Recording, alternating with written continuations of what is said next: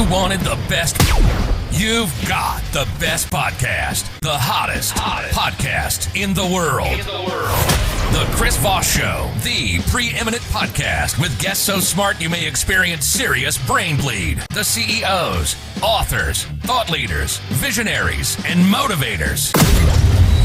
Get ready. Strap yourself in. Keep your hands, arms, and legs inside the vehicle at all times, because you're about to go on a monster education roller coaster with your brain. Now, here's your host, Chris Voss. I'm Chris Voss here from the ChrisVossShow.com. Ladies and gentlemen, Our Lady sings that makes it official.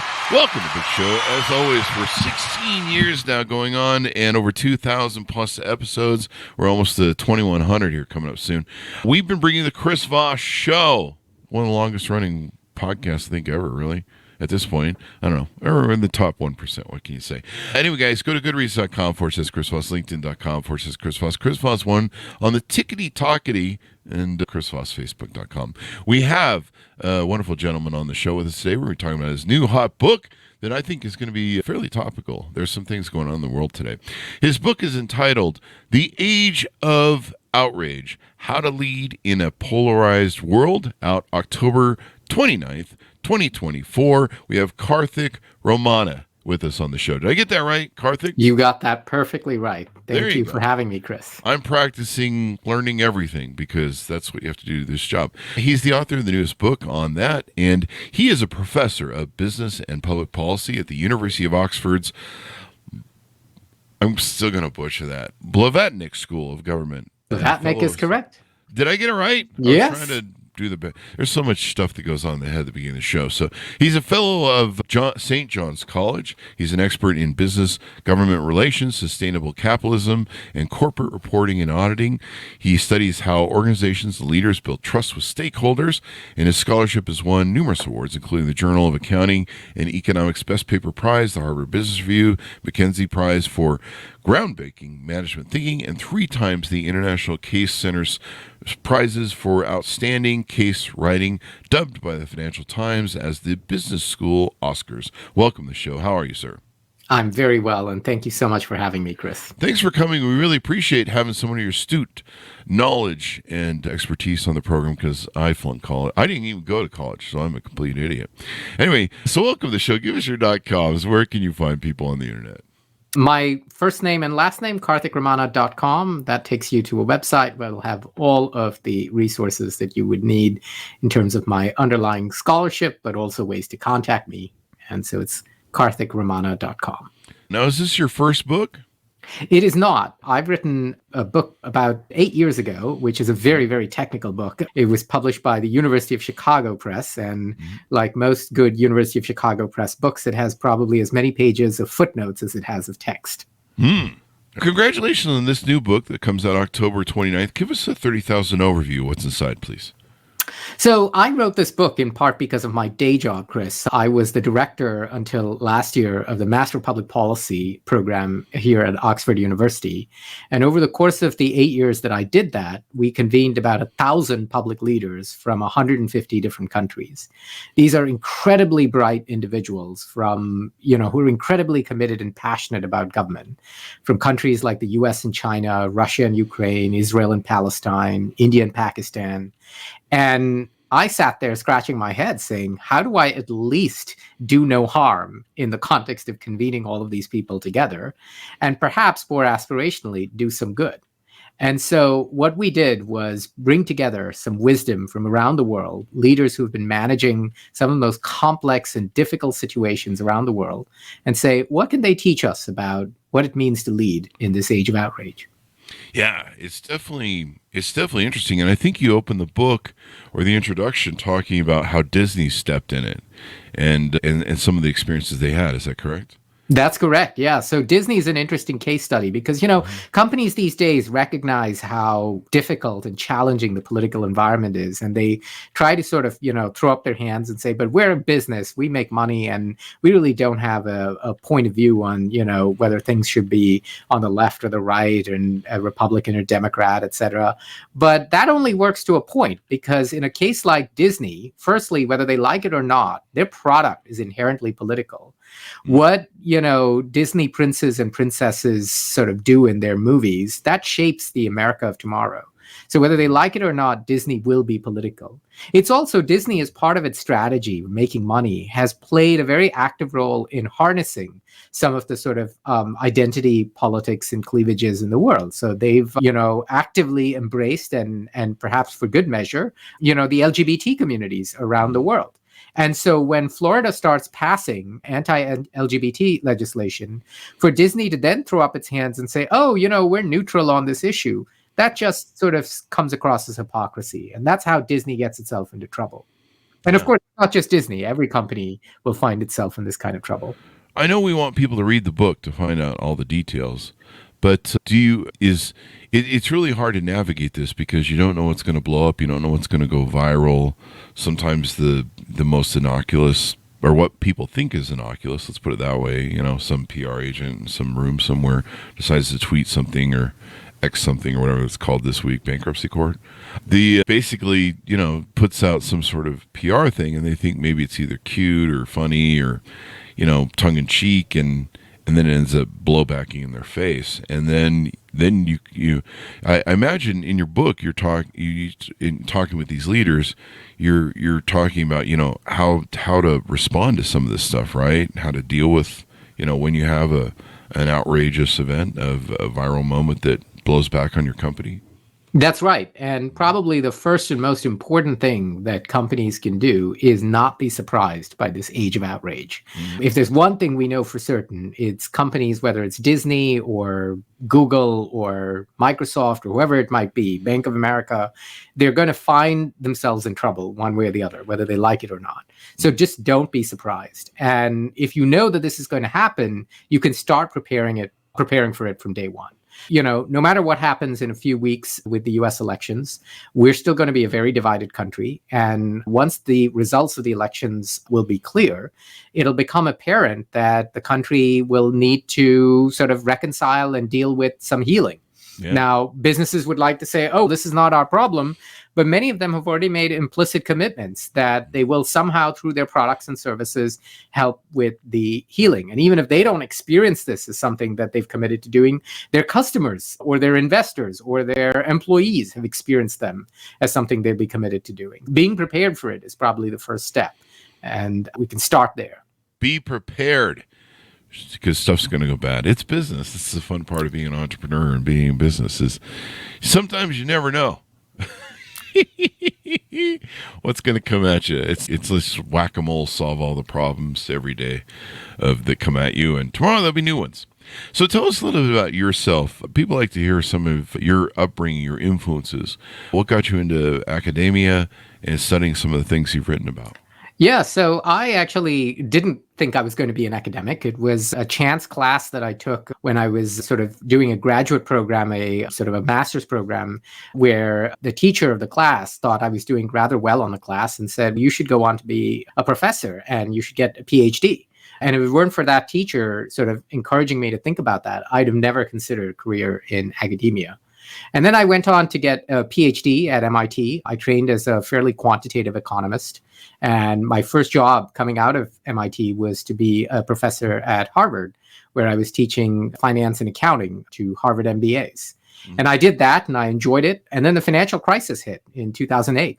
And I had a bit of a personal crisis. I said, the great problem in the world isn't that there aren't enough MIT-trained economists teaching Harvard MBAs how to make more money. There seem to be bigger problems in the world. So I went to the dean of my school at the time and I said, look, I have this crisis and I'd like to do something different. Mm. And the dean said something very intriguing to me. He said, why don't you take a year off and go self-study in the art of leadership and then come back and teach the required leadership class at Harvard? And I said, "You must be crazy. I'm a quantitative economist. I don't know anything about this." But he said, "No, trust me." And so I did, and I very much enjoyed it. And here I am now, almost 15 years later, still teaching leadership, but now at Oxford. Leadership is such a great thing and so important, and it seems to be so overlooked sometimes in the corporate world. And people leave companies if the leadership isn't good, if they don't feel like they have good bosses, the good people that lead them, and in life too. I mean, there's leadership in parenting, there's leadership in teacher at schools. There's all sorts of ways we all really kind of take part in leading at some point in time or another. At least I do. I just put a parade together every week and roll down Main Street and usually get upset with the cops because they're like, "You don't have a permit." No, I'm just kidding. Anyway, we don't do that, folks, so don't watch for a parade. That's a joke. Anyway, getting back to your book, one of the other outrages that you talk about in the book is GoFundMe, where they were pressured to cut off the funding of the protesting trucks in Ottawa. That thing was hilarious. Yeah. Yeah. Talk to us a little bit about that example, if you can. So that's a really tricky scenario, right? Because basically you had these anti-COVID protesters, or anti-vaccine protesters, I should say, who sort of, started sort of blockading the roads into Ottawa, the capital city of Canada. And, the government started clamping down on that because obviously that was hugely disruptive. And meanwhile, the protesters were raising money through GoFundMe in order to continue to do what they were doing. So GoFundMe was under a lot of pressure to cut off the sources of money supply to these protesters.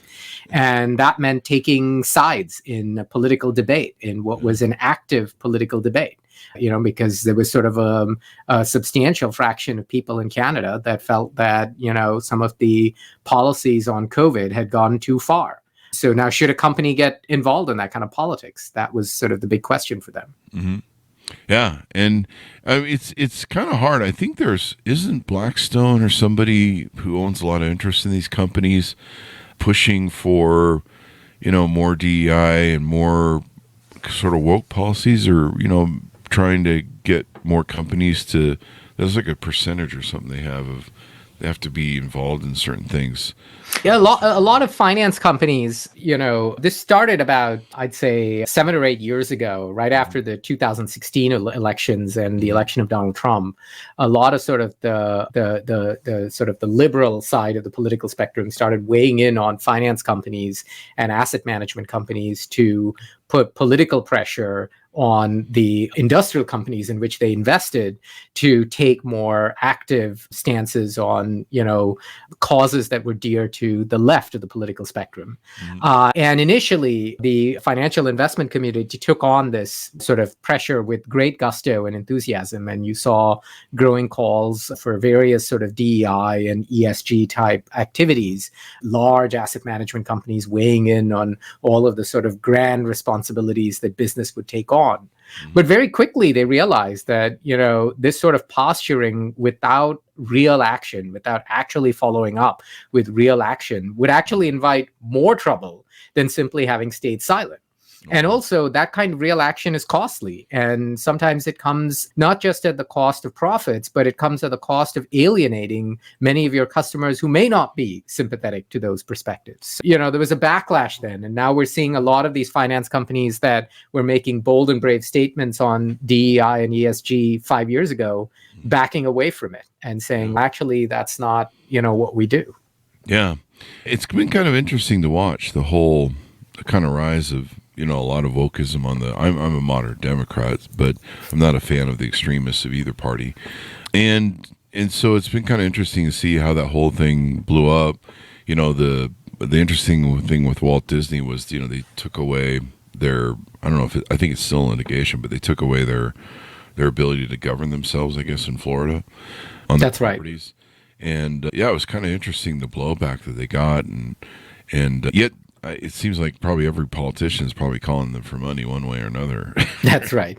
Yeah. And it's interesting how corporations, will play both sides. They'll put money in the coffers of everybody. And a lot of people do that. I mean, even Donald Trump did that. And he would pay Democrats and Republicans. And so they hedge most bets. And, with the overturning of with the ruling of SCOTUS of Citizens United and other things that made it legal to buy your own politician. I mean, all you need to do is give a SCOTUS representative now or an RV, and I guess you can get whatever you want. It's a low bar. I'm saving up to buy my first SCOTUS. I'm working on that. I think, what's an RV go for now? I wonder if he'll take a used one. Anyway, or she, or pick your conservative. Anyway, yeah. So it's interesting how these kind of rose, and now it seems to be falling back. It seems to be there's a lot of dial back of DEI. You've heard of a lot of people canceling the DEI programs. I mean, I knew that was going to get out of control like a government thing. I'm not a real big fan of hearing the word microaggressions. I'm like, are you kidding me? And you guys have kind of seen universities. I'm not sure what the outbreak was at your university, but like the recent October 7th Israeli, Palestinian, Hamas protests on campuses have been a real upturner as well. I mean, you've had some deans that have had to resign, that spoke at the Congress thing. That's been a thing for universities as well, I imagine. That's right. Yeah. So look, I mean, there's a fine line here to navigate, right? Because organizations can't throw up their hands and say, oh, look, we have nothing to do with the real world and we have nothing to do with politics and so forth. Mm-hmm. Because if you do that, then obviously you will find yourself in trouble too, because implicitly you will be committing one way or the other to a particular political position. But at the same time, what's important is to set clear boundaries about what it is that you will and will not commit to. Because what really gets organizations into trouble is experienced or perceived hypocrisy. If you say one thing and do another, or if you say you're not going to do something and then secretly do it, that's what really gets you into trouble. But, so building a clear strategy and then being committed to it is usually the safest way to navigate this. Well, some universities have done better in this context than others. Here at Oxford, we set out, particularly in the Master of Public Policy program, because we had such a diversity of political talent in the room. And we realized that, we couldn't even get half of our students to agree that democracy was a useful way to navigate, society, because we had students from China and Russia and Saudi Arabia and you name it. So we set out some sort of rules of the game really early on, not what we would call substantive values, but procedural values. And we have three simple procedural values which have worked really well for us. Number one is to say, really, everybody is here to be able to speak whatever they want to speak to. There should be no circumstance under which you feel censored to say speak your truth on a particular issue. Number two is the corollary of number one. Just as much as you're free to speak your mind, everybody else is free to speak their mind too. So you can't be outraged just because somebody else is saying something that you disagree with it. Yeah. Number three is what's really important to make this all work, and which is to say we are a leadership community. We were talking about, the importance of leadership earlier, which means that leaders don't just simply drop the cleverest argument they could find and wait for their opponents to pick up the pieces. That's not leadership at all. Leaders actually are like good managers. They take responsibility not just for what they say, but for how their words land on others. That's what sets us apart. We say we're free to speak our mind on something. We're free to speak what we see as the truth on something, but we take responsibility for helping others experience those words. We take responsibility for how those words land on others. Yeah. It's really interesting how the whole thing is playing out and where we're going as a country. I guess November in the election here, which is coming up. I can't believe it's already here. It's going to tell us, where the country wants to go. Or I suppose not really, actually, because it's never the popular vote that wins. And, I mean, it's really just coming down to one or two states. It's really hilarious how this has really backfired, having the Electoral College. But it'll be interesting what we do here. Yeah, a lot of universities got hit with it, trying to explain their positions on Hamas and seeing these people support Hamas and on university schools here in America. It's really kind of amazing in how they're trying to thread the needle and respect First Amendment rights, but then you're a public company that receives money from the government or donations and stuff. But it's really interesting how it's playing out. and what it's doing. So you help leaders turn down the temperature, analyze root causes, develop and implement responses that are mission consistent, and build resilience. And I guess as a leader, if you're a major leader in a major company or any real company of any given size in this, you can be a small guy and do something and end up on the front page of the news these days, huh? That's right. Yeah. I mean, you don't need to be a leader sitting at the top of the hierarchy of the organization to say, okay, now here's my checklist. Now that I've climbed to the top of the organization, now let me try to do something about it.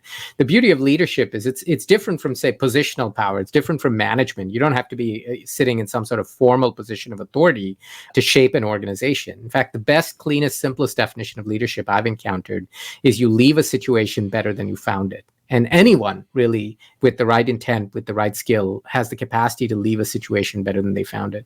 So even if you're entry level, you can manage upward and have a tremendous impact in your organization as a leader. And so what we talk about is the sort of 5 steps in the framework for the age of outrage is really to help anyone in an organization, again, whether it's a business organization, a government organization, a not-for-profit organization, figure out what are the steps that you can do to really lead in this situation. Sometimes that's managing up, sometimes it's managing down, sometimes it's managing laterally, but the world is full of problems that you with the right instinct can make a difference in. As we go out, give people your final thoughts. Tell them where they can find out more about you on the .com and where to pick up the book. Yep, you can pick up the book at Amazon or any of your favorite bookshops or any of your favorite sort of websites. It's The Age of Outrage, How to Lead in a Polarized World. And again, my website is karthik.com. That's KarthikRamanna.com. Thank you very much, sir, for being on the show. We really appreciate it. My pleasure. Thank you, Chris. Thank you. Order up the book wherever fine books are sold. The Age of Outrage, How to Lead in a Polarized World. Thanks, Ramanna, for tuning in. It's available October 29th, 2024, by the way. So pick that up, pre-order it so you can get your copy as soon as it releases and be the first one in your book club to say you read it. Thanks for tuning in. Be good to each other. Stay safe. We'll see you next time. And that should have us out, man.